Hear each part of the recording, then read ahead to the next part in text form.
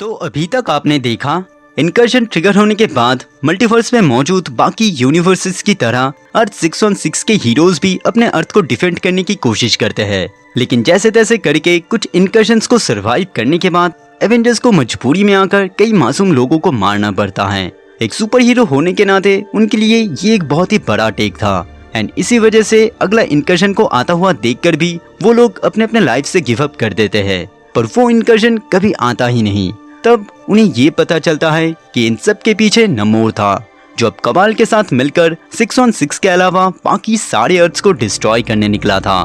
अब आगे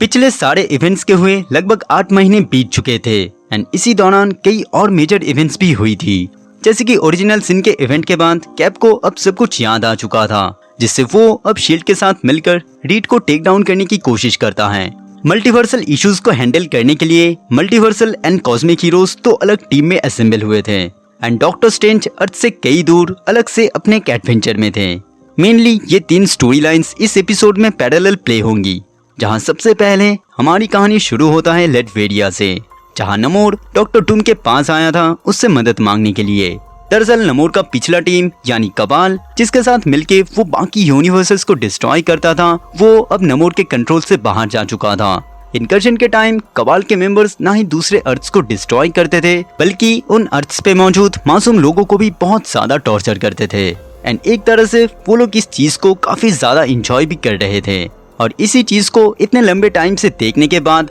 नमोर अब अपना पेशेंस लूज कर रहा था, लेकिन नमोर की पूरी बात सुनकर भी डूम उसकी मदद करने से साफ मना कर देता है एंड वहां से जाते हुए उससे कहने लगता है कि उसके पास करने के लिए और भी बड़े काम हैं। दरअसल डूम ने इनकर्शन के एल्गोरिदम को क्रैक कर लिया था एंड सबसे बड़ी बात, इनकर्शन का मेन रीजन मॉलिक्यूल मैन अब उसके पास था। दूसरी तरफ ओरिजिनल सिन के इवेंट के बाद कैप्टन को अपनी मेमोरीज वापस मिल चुकी थी और उसे ये लगता था कि इल्यूमिनाटी के सारे मेंबर्स असल में कानून के दुश्मन थे एंड इसी वजह से वो पूरे शील्ड को इल्यूमिनाटी को टेक डाउन करने का ऑर्डर देते हैं, जिससे दरअसल सारे इल्यूमिनाटी के मेंबर्स बस रेफ्यूजी बनकर रह चुके थे। जैसे कि वकांडा अब पूरी तरह से तबाह हो चुका था एंड ब्लैक पैंथर छुपने के लिए एक और जगह ढूंढ रहा था। इसी बीच आयरन मैन के साथ हुए कबाल के एक फाइट में पूरी तरह से हारने के बाद टोनी स्टार्क ब्लैक स्वॉन का अब एक प्रिजनर था। इसके अलावा रीड रिचर्ड्स इल्यूमिनाटी के बाकी मेंबर्स के साथ कैप्टन एंड शील्ड से बचने के लिए छुपने की जगह ढूंढ रहे थे, लेकिन शील्ड की पूरी एक्सेस होने से कैप्टन अमेरिका बहुत ही इजीली इल्यूमिनाटी के मेंबर्स को ढूंढ लेते हैं एंड स्पाइडरमैन, एमिडस जो या फैल्कन जैसे सारे हीरोज को उनके अगेंस्ट भिड़ा देता है, जिससे शहर के बीच में उन दोनों टीम्स के बीच एक बैटल स्टार्ट हो जाता है। काफी लंबे टाइम तक ये बैटल चलने के बाद रीड रिचर्ड एक फोर्स फील्ड के थ्रू वहां पे मौजूद सारे सुपर हीरोज को कैद कर लेते हैं एंड कैप्टन को समझाने की कोशिश करते हैं कि कैसे नमोर कबाल के साथ मिलकर इतने लंबे टाइम से इस अर्थ को प्रोटेक्ट कर रहा था, पर नमोर के कबाल को छोड़ते ही कबाल अब इस अर्थ की वजह दूसरे अर्थ्स को प्रोटेक्ट करने का डिसीजन लेता है और इसी वजह से बहुत ही जल्द एक और इनकर्शन 616 में होने वाला था।